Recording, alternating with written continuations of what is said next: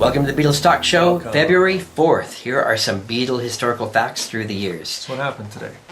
Well, the death of Buddy Holly was announced to the world, and John Lennon, being such a huge fan, showed open grief, and this actually hit him harder than his mother dying. Wow. And this wouldn't have helped with all his rebellion state. At this time, John Lennon was 18 years old. Yeah. On the same date in 1961, the Beatles were performing a show in Liverpool at the Latham Hall. The next year on this date, they were performing at the Casbah Coffee Club in Liverpool. Mm-hmm. On this date in 1963, the Beatles performed their last lunchtime show at the Cavern Club. And on this date in 1964, the Beatles performed 2 shows at the Olympia Theatre in Paris, France. This was the final night of their 3-week engagement in France. They were there a long time. On that same day, in 1964, the Beatles appeared on the cover of the magazine Newsweek. I have that one, yeah. Now this just shows you how the hype for Beatlemania was growing super quick. They now had the #1 song, the #1 album. Mm-hmm. They're now on the cover of a nationwide magazine, and they're coming to America next week. You see, Capitol Records, I mean, they were so smart the way they marketed the Beatles. Weren't they? I mean, it was like the Beatles are coming, and they just pushed and pushed and pushed it. Not just on the radio, but in every media format. Very smart, like very good thinking on their part. It really definitely paid off. Yes. Maybe we should have done that in our musical career. In this date in 1965, Paul left for his holiday for North Africa with his girlfriend Jane Asher. Did he? I would have left for North Africa with her as well, if I would have been Paul. Absolutely. On this date in 1968, the Beatles were in the recording studio. Studio 3, recording Across the Universe. Oh, great song. And this day, they said that John and Paul agreed they need some falsetto harmonies, so they invited 2 girl fans into the studio to sing. And the girls were Lizzie Bravo, 16-year-old Brazilian girl, temporarily living near Abbey Road, and a 17-year-old girl, Gayleen Pease. Now, interesting tidbit on this.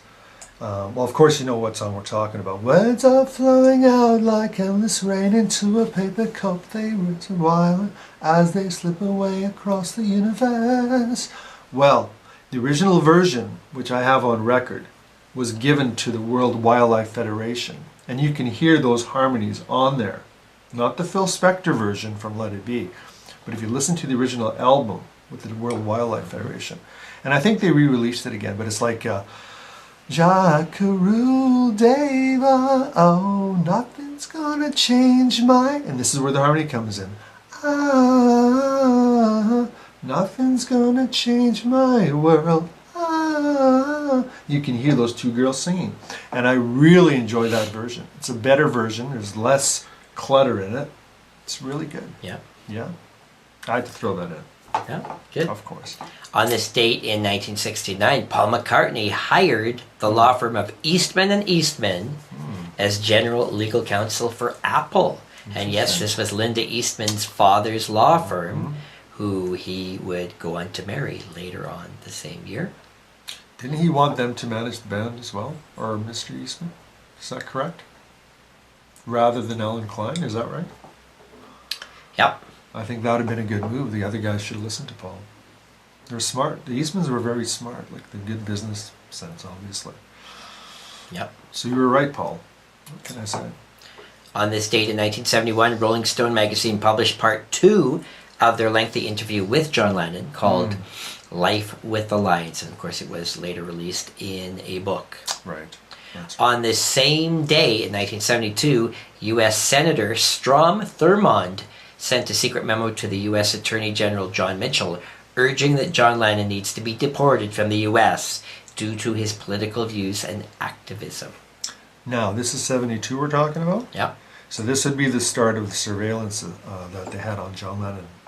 The phone taps. It may have started even before. I don't know. Before, yeah. But John Lennon was convinced at that point that his phone was being tapped, he was being followed, so on and so forth. And that was the Hoover administration under Richard Nixon. Is that correct? Would I say that? I think so. Yes, Nixon at the time. Yeah, it's like scary stuff going on there. On this date in 1975, the news was now official that the Cavern Club was going to be torn down. So the Beatles were asked if they had any interest in the club's fate, and sadly they didn't. Very big mistake. By the way, have I ever shown you this, which I wear every day? Yeah, It's that an great official Cavern Club. Cavern Club shirt. Yeah. Anyway, yeah.